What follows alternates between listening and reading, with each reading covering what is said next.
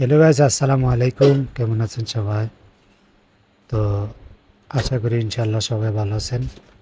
আমিও আপনাদের দোয়ায় ভালো আছি। তো আজ আপনাদের মাঝে নতুন একটা ভিডিও নিয়ে আসলাম। সেই ভিডিওটা হলো, এখন আমাদের এখানে বর্ষাকাল চলতেছে।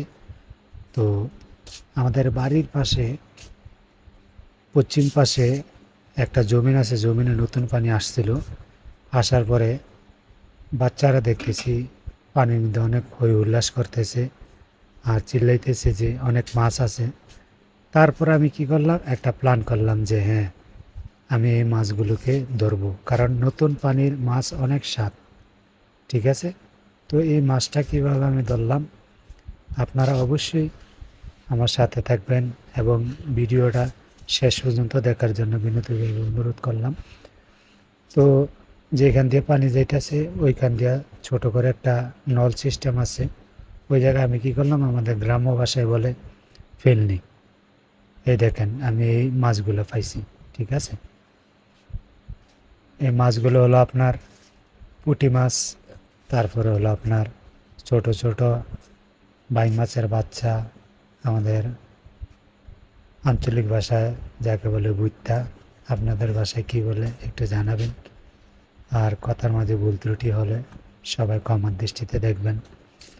আর আমার ভিডিওটি যদি ভালো লাগে অবশ্যই লাইক এবং শেয়ার করতে ভুলবেন না। আর সবাই আমার জন্য দোয়া করবেন। এই দেখেন, এই মাত্র একটি পুঁটি মাছ ধরলাম।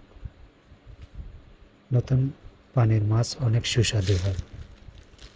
এখন বর্তমানে মাছের পেটে অনেক ডিম, একদম মনে করেন তেলে করকরে করে ভাজলে অনেক স্বাদ লাগে। তারপর আপনার পান্তা ভাত এবং পোড়ামরিচ হলে আরও স্বাদ, যাকে বলা হয় সেই স্বাদ। তো অবশ্যই আমার সাথে থাকবেন। আর যারা আমার এই প্রোফাইলটিকে ফলো করেন না, অবশ্যই ফলো করে সাথে থাকবেন। দেখতে পাচ্ছেন আমি আরও একটি মাছ পেয়েছি। মাছগুলো হলো আপনার পুঁটি, মিষ্টি হয়ে গেছিল। এখন আবার মানে নতুন পানির মাছ অনেক চালু, সহজে ধরা দেয় না। এই দেখেন একদম ডিমালে টসটসে পুঁটি, একদম জ্যান্ত।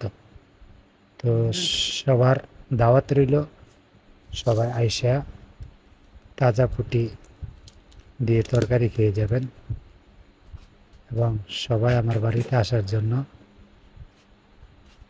দাওয়াত রইল। ওকে, আল্লাহ হাফেজ।